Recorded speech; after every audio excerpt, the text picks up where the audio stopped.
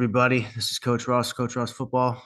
This video is episode 2 in the Back to the Basics series that we're going to talk about with the air raid offense. Like I said in the last video, it's been a while since I've been back on, so I wanted to kind of start things over, start things fresh, and create a series that kind of just shows you what I look for in building my air raid offense and what I used and certain things that I figure are important to building the offense, and then obviously making it run efficient. So, like I said, this is episode 2. Episode 1 was all about philosophy, my philosophy, which is just really a few other philosophies all lumped in together with some of mine as well sprinkled in, and then some of the personnel that I like to use, and then the type of skill sets and body types that I look for each skill position, um, to start building the offense, and then eventually just start repping it out and try and get it the way I want it. So like I said, that was in episode 1. If you do like this content, or if you like any other videos, please give them a like. Also, make sure to subscribe to see future content. It would really help me, help this channel grow so that I can get more of this content out for you. So again, like I said, this will be episode 2, which we will be talking here about formations. These are not essential formations that you have to use in the air raid offense. These are, again, my personal preference. These are formations that worked well for us and what we did, and that what I would use in future installations into the air raid offense, or even a spread system as well. The formations themselves are ways you can align the defense and align your offense in the ways that you can put your players to be in positions to be successful, and also to take advantage of what we talked about in the last video, which is the space and the openings and the holes in the defense. It allows you just to put your best athletes in space and get them the ball quickly. So these are the type of the formations that I like to use, and so we're going to be covering that in this episode, so stay tuned. So the first formation we're going to cover is our base formation that I like to use, which I call ACE, which is our basic just 2x2 set. As you can see, it's more of like kind of an inverted look where we have one slot receiver on the line, one slot receiver off the line. You can do it either way, where you can have both slot receivers off the line and both outside receivers on the line. You can do it multiple ways, and you see right next to we have it's basically the same formation, but instead we just have our running back in pistol. Like I talked about in previous videos, I like to keep H off the line because he is our Swiss Army knife, our do everything type of athlete. So we're going to move him around and put him in motion. So having him off the line obviously allows us the ability to do that. Sometimes we'll motion him in the backfield for running plays. We'll also put him in motion on jet sweeps, or just shift the formation. So it allows us just to get creative with him and move him around in different spots. So again, like I said, this is our base formation. This is the one we install first. This is the formation that we go to right away, and this is basically like building block number 1 for us as far as our formations are concerned. Next formations that we would typically install into the offense would be our early and our late sets, which is our 3x1 either way.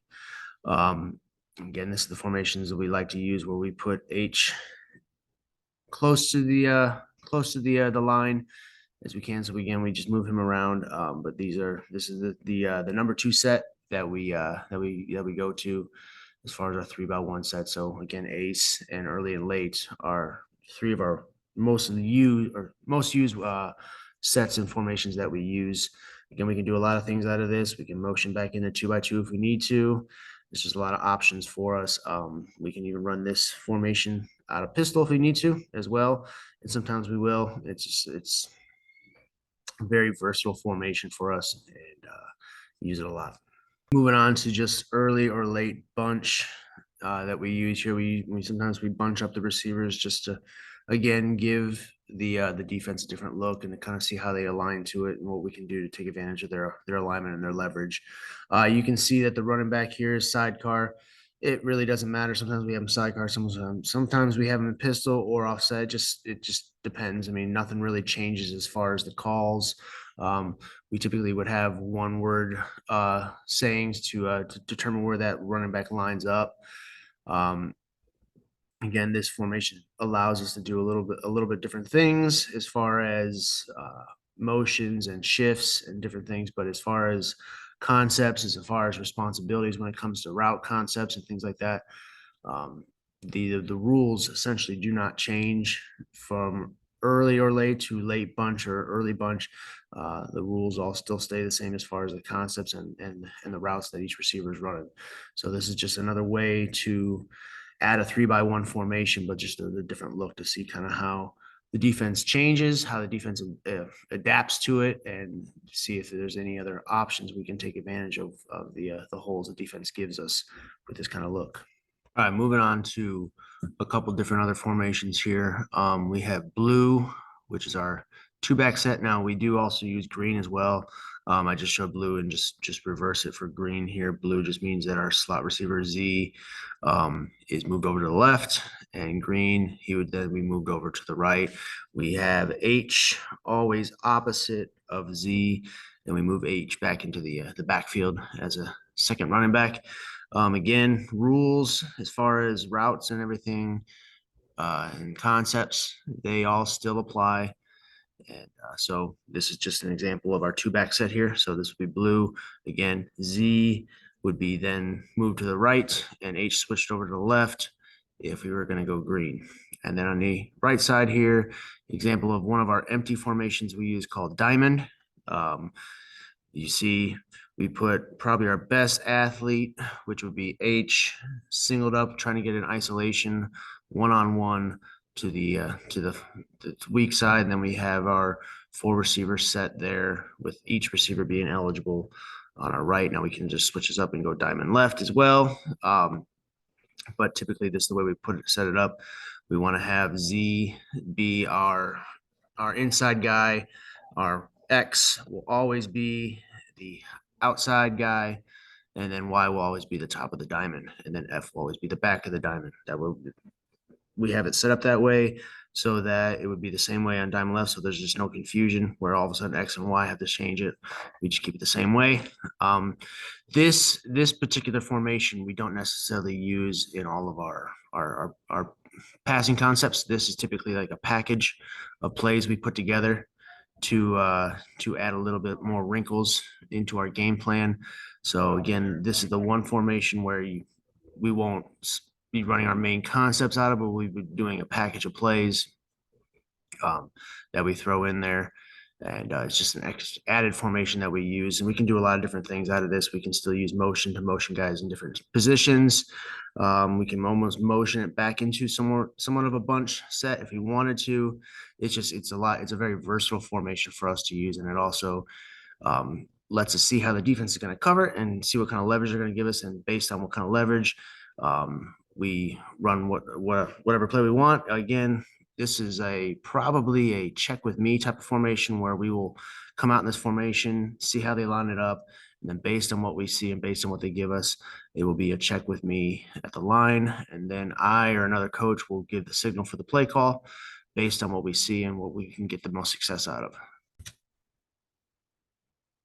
This is what we call our open formation here. This is where we slide Z into like an H-back roll or sniffer back, whatever you decide to call it, so that we can add more of a run blocking aspect to this. That doesn't mean we still don't pass out of this. We do pass out of this quite a bit, but this just gives us a little bit more of a power look. Now we can adjust this formation however we want. We can put Z on the H side, motion him, or just set him up that way with certain little signals or words, just to give the Z the notification to switch sides of the formation. Same thing with F. We can switch him to either side of the quarterback, or even go into pistol in this formation as well. So we can go in this, keep this 2-by-2, or we can go 3-by-1 with this. If we really wanted to, we can even motion the running back out of the backfield to create an empty look out of this as well. So there's a lot of things we can do. This is probably our most versatile formation that we use.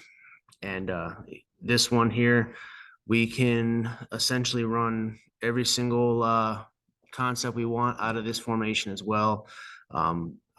Because again, right here, you're looking at a 2-by-2 set. We can shift it to a 3-by-1, and still the rules will still stay the same as far as receivers, routes, and positioning on the field.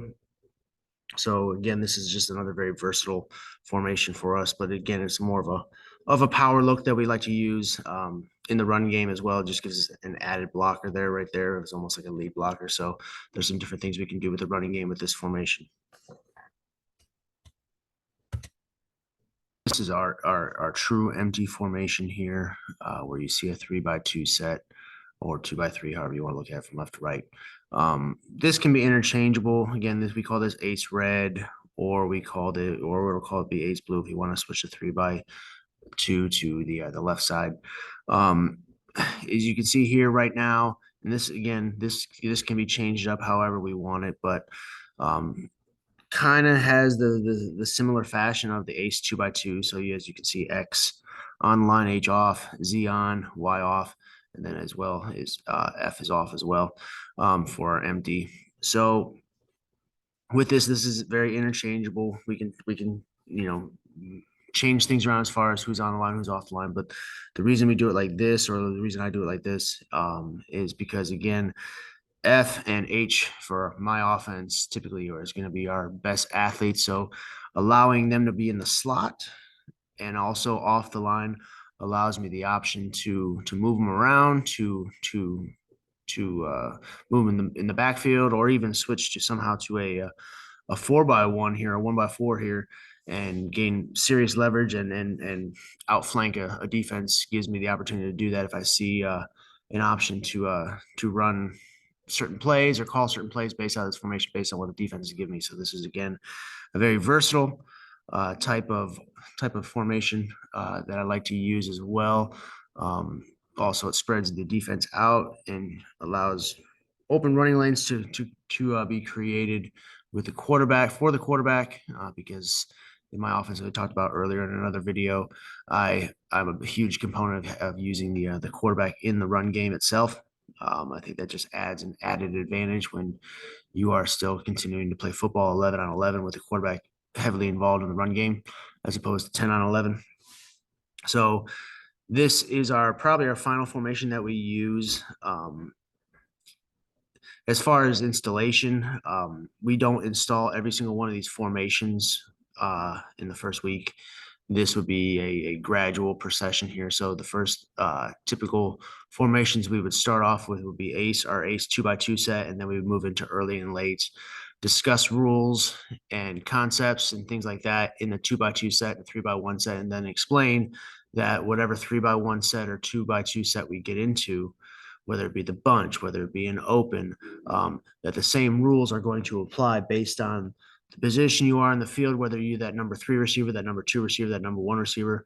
The same rules do apply as far as what you're running on, what particular play we're calling, what concept it is, or what assignment as far as blocking with screens. We kind of go through that step by step and say, hey, this is exactly what we want you to do as far as a 3x1 and where you are positioned. So this is our last our formation here that we use. Again, if you enjoyed this video or if this video was helpful, make sure you give it a like, comment if you have any feedback, and I will see you in the next video.